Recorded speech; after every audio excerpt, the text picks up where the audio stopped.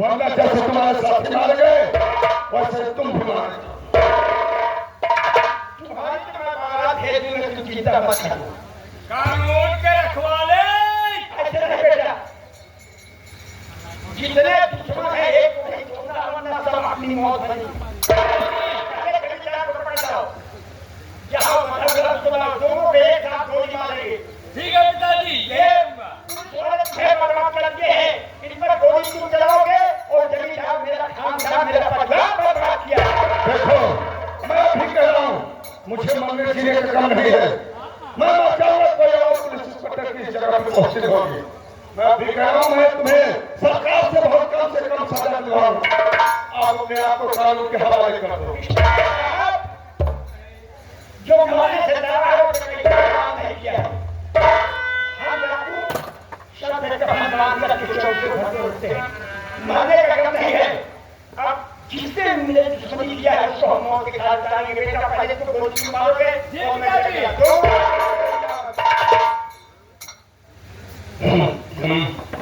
वर्दी वालों को देख लेता हूँ तो मेरा खून खौल जाता है। और ये तुम तो प्राइवेट वर्दी पहन के आए हो, सरकारी वर्दी वालों को देख लेता हूँ ना तो खून खौलता रहता है। मरने के लिए तैयार हो जाओ। तुम्हारे हाथ से कम दिखाई दे रहा है। नंबर सरकारी आदमी हम प्राइवेट नहीं। प्राइवेट वर्दी पहने हो। नंबर नंबर दो मेरे चमन में भैया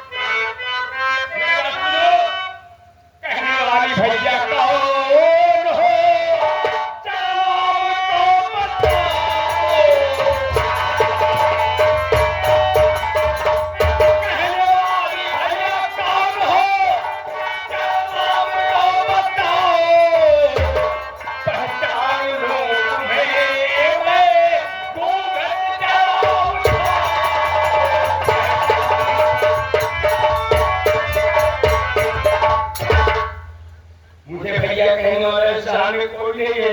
मैं अकेला हूँ, अकेला हूँ मैं। और खुशबू है नाम मेरा,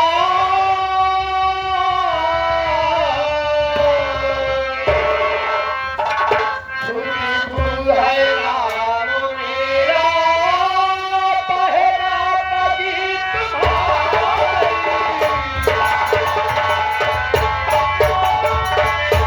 खुशबू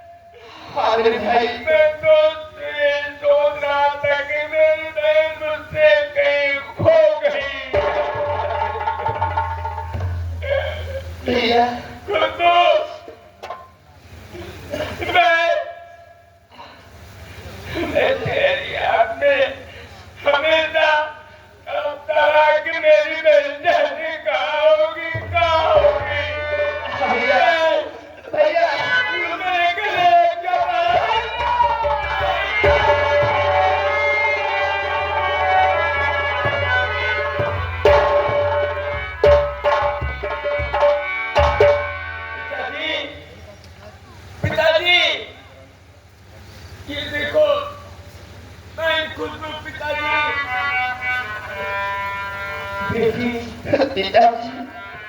अभी तुम दुनिया में जिंदा हो। हाँ पिताजी, आज भी मैं दुनिया में जिंदा हूँ पिताजी। मैं एक बेटा था, मैंने लाख खोजा, बहुत तलाशा, लेकिन बेटी तुम्हारा कहीं पता न चला। कहाँ पर थी? इतने दिन थी तुमने जो अपनी जिंदगी कैसे बिताई, कहाँ पर थी? पिताजी, मैं अपना जीवन एक संत महात्मा के कुटी में बिताए हूँ पिताजी। वो भी बात जंगल में।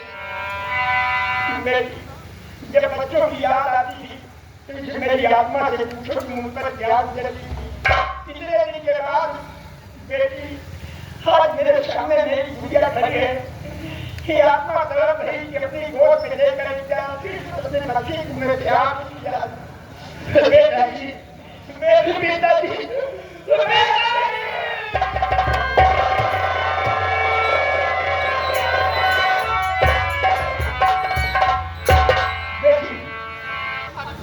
अपने दुश्मन जो सामने खड़े हैं तुम हटाओ।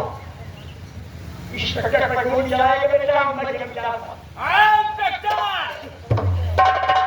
मरने के तैयार हो जाओ। मां, ये बताओ, तुम एक पुलिस इंस्पेक्टर की मां होकर क्यों ये ठाकुर के गले लग रही हो?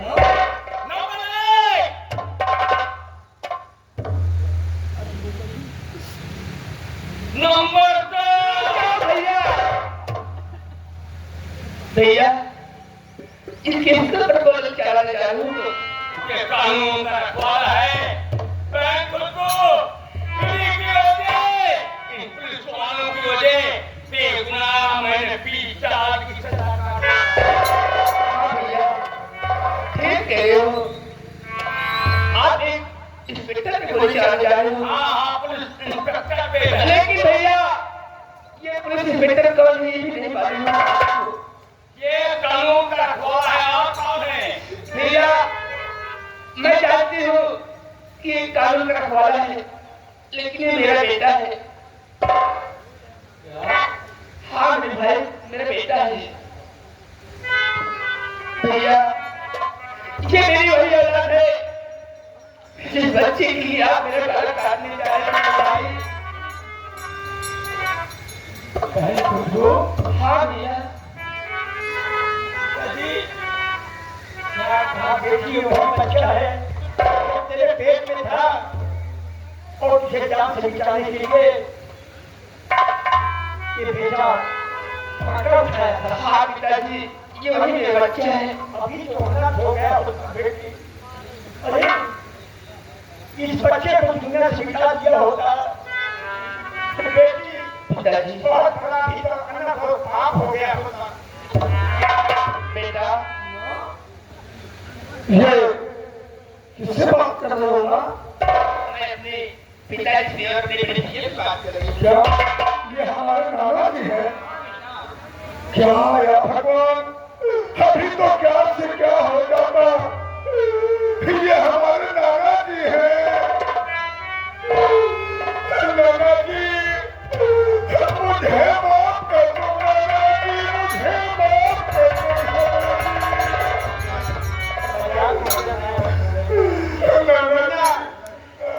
मुन्ना बोला अभी तो अनाथ हो गया होता, आज अपने ही हाथ से अपने नाक में काम कर नाना जी, एक बार कभी सुलझ जाओ नाना जी।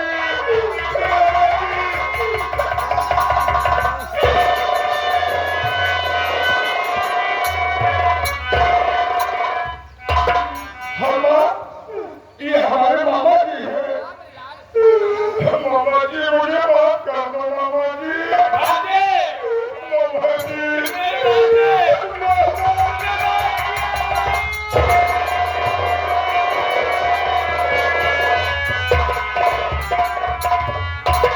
बेटी अपना उगला हुआ परिवार पीछे मिल गया और ये जमींदार जिसने तेरा जीवन बर्बाद कर डाला आज मौके पर मिल गया, दुश्मन को मैं दुनिया से मिटा दूंगा। ये लो पिताजी, ठाकुर साहब के सीने पर गोली मत चलाइए। ये क्या कह रही हो बेटी? ये अपने बहुत पुराने दुश्मन हैं। इन्होंने ही अपना पंजाब बर्बाद किया, क्या करो इतना गोली है तो हाथ करिए। ये क्यों? इन्होंने जो कुछ किया मैं इनके किए हुए गुनाहों को माफ करके इनको मैं बदी को उतार कर ले इतना बड़ा पाप तेरे साथ किया और उसकी हुए पाप को माफ करने के बाद अपना पति स्वीकार किया। हाथ करिए। ये क्या करेगा पिताजी ये तुम्हारे ऊपर कितना बड़ा जुर्म है, याद है कि तेरा जीवन बर्बाद कर दिए। पिताजी इन्होंने जो कुछ किया मैं ये और माफ कर चुकी हूँ, इसलिए कि शादी से पहले मैं इनके बच्चे की माँ बन गई थी। पिताजी आप ही बताइए इस समाज में कौन मेरा हाथ थामता? पिताजी कौन मुझे अपनी बनाता? इसलिए मैंने इनके किए हुए गुनाहों को माफ कर चुकी हूँ। पिताजी अगर आपको ये मेरा फैसला नहीं मंजूर है पिताजी तो जरा तो ठाकुर साहब के मेरे पर बोली पिता को मेरी मांग कर दे दो, बना दो मुझे विधवा। पिताजी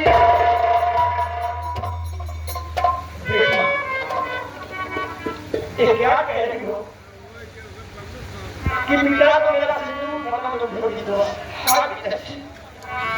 बेटी ने क्या कहा कि समाज मेरा हाथ पकड़ता मुझे अपनी गौर बनाता, ये सोच समझ के जो मेरे साथ किए हैं, क्योंकि इन्होंने ही मेरा जीवन बर्बाद किए बचपन में।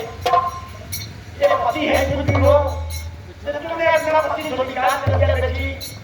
नारी नहीं तुम्हारा देवी का अवतार है, कितना सब मुझे अपना जीवन तुमने इसे जलाई और फिर तुमको अपना पति स्वीकार की हो। बेटी अगर तुमने अपना ये गुनाहों को माफ करने के बाद इनको अपना पति बनाएंगे तो कोई बाप अपनी बेटी का सिंदूर नहीं जाएगा। हम अपनी बेटी को विधवा नहीं दे सकता हूँ। अगर तुमने बाप की है तो हम इनके किए हुए गुनाहों को माफ करने वाले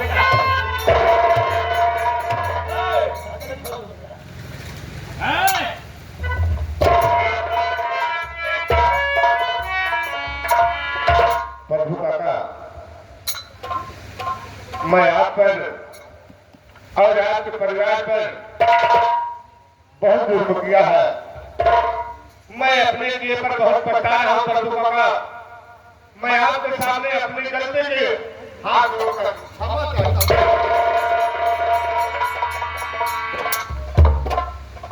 ये तुम्हारा धर्म नहीं है। अगर बेटी ने अपना पति स्वीकार किया तो पाप करना है तो मेरा धर्म है, धर्म आपका पाप आप मेरे नहीं रख सकते हैं। जब बेटी ने माफ कर दी तो मैं भी तुम्हारे किए गुनाह को माफ दे रहा हूं। बेटी इस खुशी में आज मेरा बलिदान मिल गया है। जो तुम चाहोगी तुम्हारी खुशी में हमारी खुशी है। पिताजी अब मैं भूल गई हूँ कि मेरा बेटा हरिद्वार और बेटी मधु ये दोनों प्यार करते हैं। क्या कहा? तुम्हारा बेटा हरिद्वार की शक्कर? हाँ पिताजी। और मधु नाम की लड़की कौन है? ये गांव की रहने वाली दोनों क्या करते हैं? एक दूसरे से प्यार करते हैं। हाँ पिताजी। क्या चाहती हो? मैं ये पूछ रही हूँ कि ये भी दोनों प्यार के दोनों रहेंगे, इन्हें क्यों लड़की पासी बना लिया जाए? ये बात है, दोनों की शादी कर दिया जाए। हाँ पिताजी। तो इसमें क्या बात है बेटी? अगर दोनों एक दूसरे को खुशी है तो दोनों को जीवन साथी बनाते हैं। हम कहा बुलाओ फिर मधु पिताजी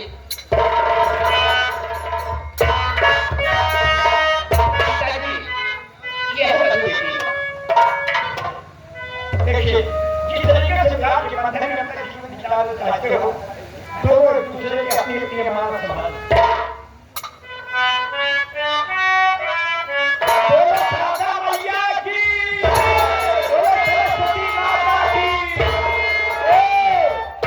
मुबारक मुबारक मुबारक